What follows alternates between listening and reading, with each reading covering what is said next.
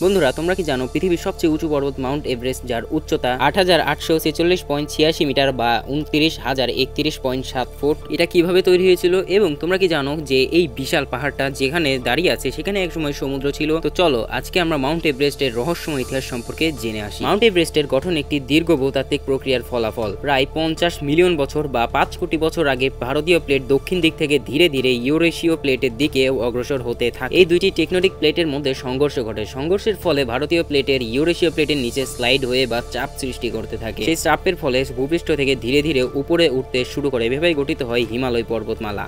এই পর্বতমালার সবচেয়ে উঁচু চূড়ান্ত হলো মাউন্ট এভারেস্ট। এই পর্বতের গঠন মূলত চাপা পাথর ও সামুদ্রিক শিলার দ্বারা, যা প্রমাণ করে যে এই স্থান একসময় সমুদ্রের নিচে ছিল। এখন এই সংঘর্ষ চলমান থাকায় মাউন্ট এভারেস্ট প্রতি বছর প্রায় ৫ মিলিমিটার করে আরো উঁচু হচ্ছে। ভবিষ্যতে হয়তো আমরা বর্তমান মাউন্ট এভারেস্টের থেকেও অনেক লম্বা মাউন্ট এভারেস্ট দেখতে পারবো।